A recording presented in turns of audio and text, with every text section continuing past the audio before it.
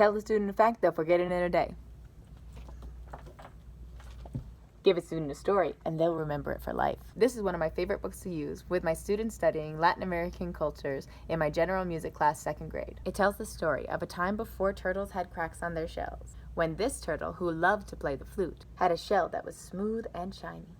All the birds loved to hear him play the flute, except the vulture. And when the king of the sky calls the birds all to come to a festival, this wonderful turtle wants to join, but the only one that offers to give him a lift, which I find hard to believe, is the vulture. The vulture encourages the turtle to climb on his back, and together they fly over the Amazon rainforest in Brazil. Just when they're getting up to the festival, the vulture flips and the turtle falls off his back. As the turtle falls, he cries, "Twigs, branches, flowers, trees, move aside, make way for me!" But he forgets to call the rock. His shell cracks into many pieces, but luckily some of his bird friends come and find him. They help patch his shell back together, and because of their help, the turtle gives each a little bit of color. The toucan has a colorful beak, the macaw beautiful feathers, and the hummingbird a beautiful green belly.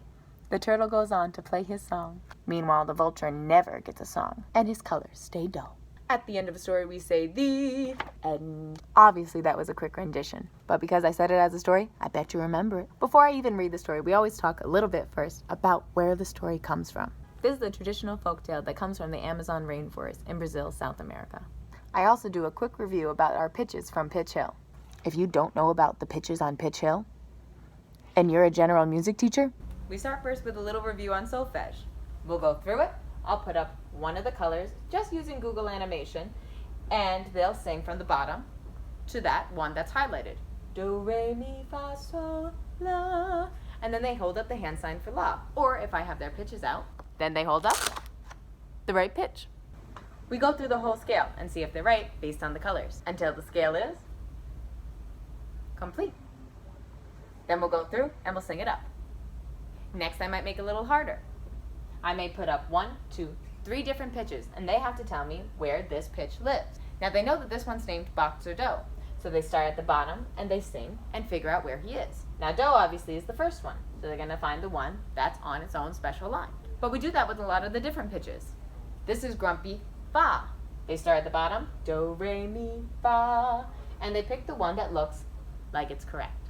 Then we'll put the pitches in for the song that we use in our story.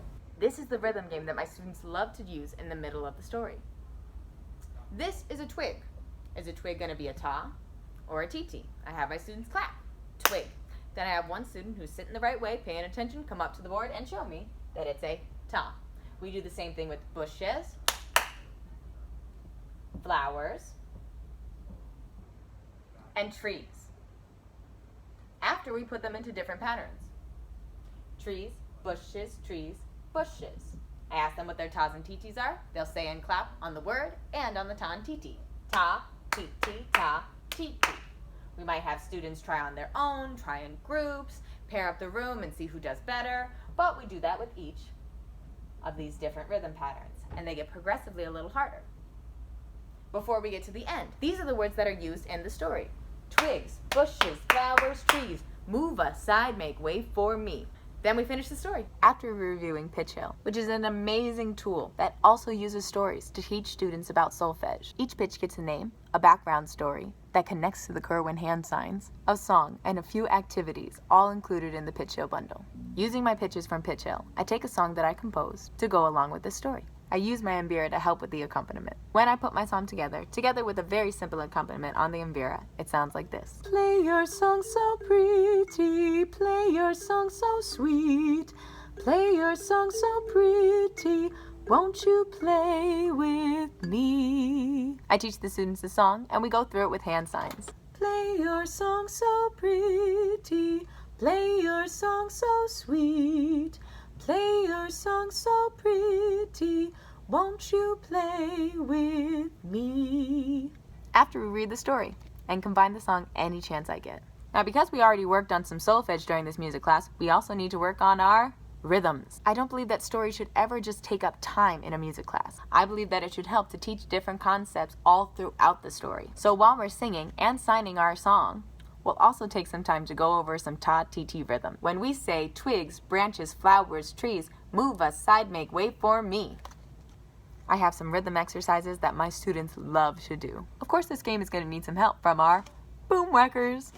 But if you've used boomwhackers before in your class, you know the struggle of handing them out. So I made an easy way to do it. All right, it's time to hand out boomwhackers. This is how I do it. I put a circle on my board. This is the color that goes with one of the pitches from Pitch Hill. I look for a student who's raising their hand, sitting tall, voices off, to tell me what color this goes with. They tell me that this color is for flathead me. And if they get it right, then they get to come up and take the color boomwhacker that goes with that pitch. Each student gets their turn to come up to the board and see if they're right. This makes the, but I wanted this color, I always get blue, a thing of the past. Now they're so excited that they got to come up and tap the smartboard, they don't even remember what color they wanted. Genius. Always my boomwhacker rules are, you get what you get and you don't get upset. If you play before I say, I will take it away. Be kind with the instruments and to each other. Then it's time for our game. This is our friend Turtle. Do you see the cracks on his shell? Turtle's about to run a race, but he needs your help. When you see your color light up on his shell, get ready to play to help him win. This is our turtle, and each circle is going to light up on his shell, but in a specific order. This order went do, sol, ti. So the students who have do play do first, then sol comes next, then ti. If they play it right, then the turtle gets to run. I do that for each of my students, making sure that everyone gets a chance to play. It gets a little harder towards the end, where instead of 3, now we have 4. The very last one is my favorite. It's also the hardest.